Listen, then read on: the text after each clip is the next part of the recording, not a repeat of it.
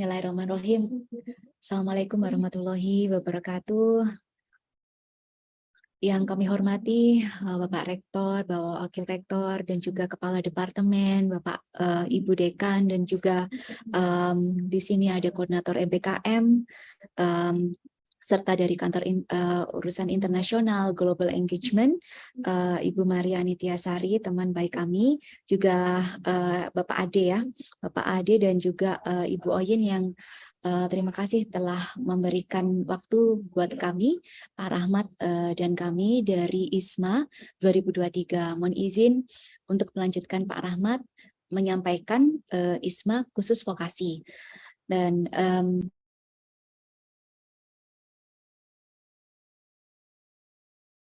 mohon maaf, Bu Hilda, sepertinya termute. Mohon maaf, iya masih mute ya?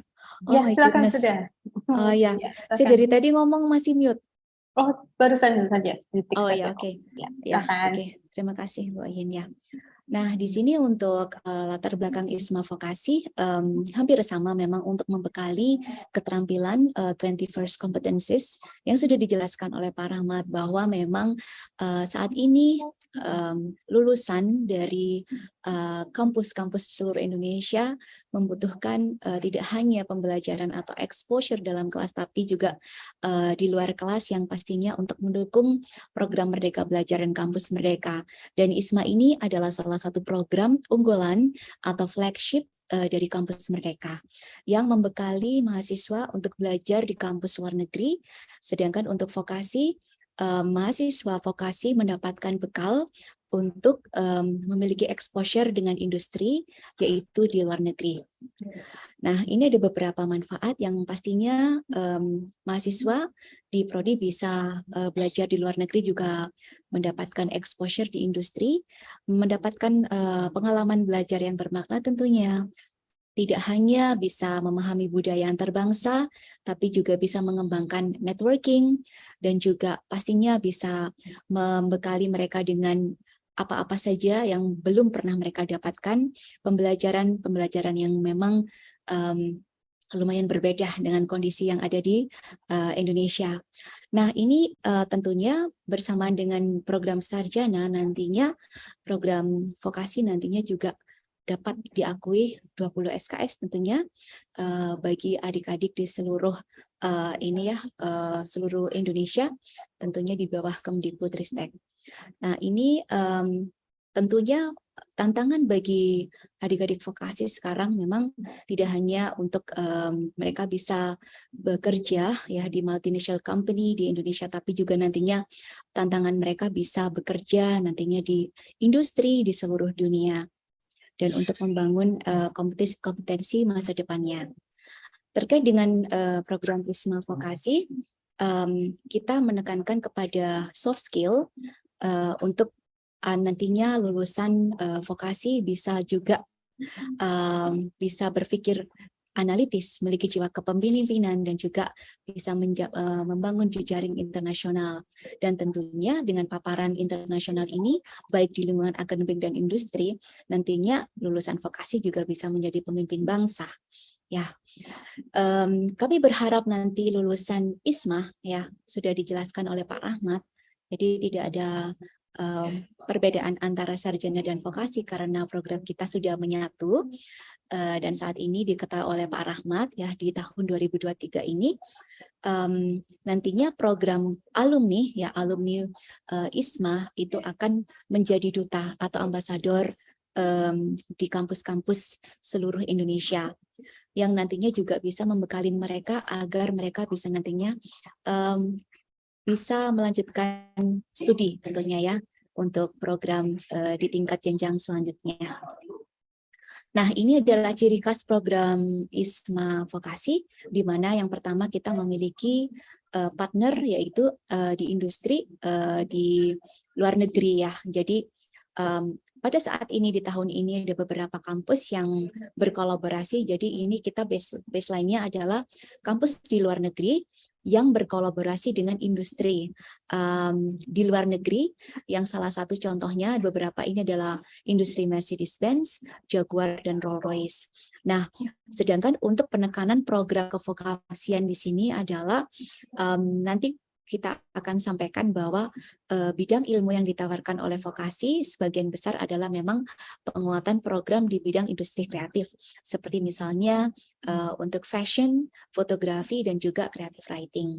Nah, selanjutnya adalah kami menginginkan nantinya mitra kita di luar negeri bisa menggandeng atau bekerja sama berkolaborasi dengan industri-industri terbaik di luar negeri. Ini adalah skema atau desain program ISMA Vokasi di tahun ini ya. Jadi kita tidak lagi membedakan skema A, B, C, tapi kita ada satu skema yang nantinya memberikan bekal di industri atau kita sebut dengan Industrial Exposure Activities yang nantinya ada penguatan-penguatan atau kegiatan-kegiatan yang memang di sini ada opsinya, ada 5, yaitu antaranya yaitu mahasiswa bisa bekerja atau belajar dengan industri atau melakukan visit dengan industri atau memiliki atau ini ya melakukan project based industrial class dan juga untuk sertifikasi atau industrial skill based class atau di sini adalah program training, dan yang terakhir adalah class based tetapi dengan industrial content. Di sini adalah kelas tetapi yang mengajar adalah expert atau pelaku industri atau dari ini ya dari industri. Ini adalah bidang ilmu yang kami tawarkan tahun ini agak sedikit banyak, yaitu adalah di area engineering, ada beberapa ya, misalnya di IT, kemudian computer science, water management, civil engineering. Jadi memang di bidang rekayasa adalah salah satu bidang ilmu yang memang diminati di vokasi. Kemudian civil engineering, mechanical engineering, aircraft, architecture, marine and maritime, dan renewable energy. Sementara bisnis, hospitality and tourism industry, creative industry, juga business and management. Di social science ada accounting, public relations, community engagement, dan public policy. Untuk agriculture, yaitu di sini ada pilihan agriculture, fisheries, veterinary technology, dan yang terakhir ini juga baru yaitu medical and public health, di mana kami mentargetkan mahasiswa-mahasiswa nanti yang akan belajar di luar negeri ada penguatan 21st century skill for work, misalnya di bidang digitalization, kemudian untuk leadership dan communication, dan juga nanti bisa belajar untuk team working dengan atau berinteraksi dengan international students atau dengan local students. Nah, ini adalah persyaratan untuk mahasiswa. Jadi untuk mahasiswa vokasi ya di bawah Kemendikbudristek, baik diploma 3 maupun diploma 4. Diploma 3 yaitu mahasiswa semester 4 dan diploma 4 mahasiswa semester 4 atau semester 6. Ya, tadi disampaikan oleh Pak Rahmat, harus warga negara Indonesia dan tidak boleh memiliki warga negara ganda. Dan nantinya dinominasikan oleh PT-PPV, yaitu Perguruan Tinggi Penyelenggara Pendidikan Vokasi. Di asalnya nanti akan dinominasikan oleh kaprodinya, dan kemudian ada persyaratan bahasa Inggris ya. Jadi persyaratan bahasa Inggris yang International English Proficiency Test di sini menggunakan TOEFL IBT yaitu 60, IELTS 6,0, Duolingo 95, dan TOEIC 605. Adapun persyaratan bahasa Inggris ini nantinya akan disesuaikan dengan host universities, di mana memang beberapa host universities ini mensyaratkan berbeda. Jadi nanti adik-adik pendaftar boleh melihat ya persyaratan-persyaratan tersebut untuk menyesuaikan dengan kualifikasi atau requirement sesuai dengan bidang Anda dan juga sesuai dengan kemampuan Anda. Dan adapun persyaratan akademik IPK minimal 3 dari 4 ya. Dan kemudian pastinya capaian-capaian. Ya, jadi capaian-capaian ini adalah achievement Anda juga nantinya akan kami ingin lihat dan kami akan pertimbangkan. Ini dari beasiswa yang disiapkan, ada beberapa scholarship coverage yang sebetulnya adalah sama dengan ISMA Sarjana, dijelaskan tadi oleh Pak Rahmat, yaitu memang ada beberapa komponen ya yang di cover oleh LPDP di sini, termasuk tuition, kemudian visa dan kemudian beberapa hal tadi sudah disampaikan dengan jelas oleh Pak Rahmat. Dan kemudian untuk ISMA Vokasi milestone-nya tahun lalu, tahun 2022, kami bermitra dengan 46 perguruan tinggi luar negeri dari 11 negara, dari 4 benua yang bekerja sama atau berkolaborasi dengan 184 industri. Kami mengirim 409. Nah, 407 yang berangkat, kemudian mereka berasal dari 62 kampus vokasi. Dan di area industri untuk bidang ilmunya kita bisa melihat ya yang banyak memang di bidang engineering dan kemudian di bidang business and management. Memang merupakan bidang ilmu yang diminati di vokasi. Ini adalah mitra dari luar negeri kami, yaitu ada TIFF Western Australia, kemudian dari Australia ya, dari Western University di Korea Selatan, Coventry di Inggris, kemudian juga ada Arts University Bournemouth juga di Inggris, juga ada beberapa ini ya dari Jerman, misalnya International University of Applied Science dan Osnabrück, dari Prancis University Polytechnic Hauts-de-France, kemudian ada dari Irlandia Shannon College of Hotel Management, dan juga ada dari Turki Selçuk University. Dan ini adalah contohnya industri yang bekerja sama dengan partner kita. Untuk students journey, memang ini adik-adik harus melampaui ini ya fase yang cukup panjang, tapi sudah dijelaskan oleh Pak Rahmat tadi, timeline-nya memang agak cepat begitu, sehingga memang harus nantinya keep updated ya, keep in the loop untuk informasi-informasi dari kita, karena memang di awal Februari itu sudah dibuka pendaftaran. Jadi ini adalah yang pertama adalah adik-adik harus mengenal kampus luar negeri ya, program-program kita, dan ini sekarang ini kita di fase untuk recruiting overseas partner.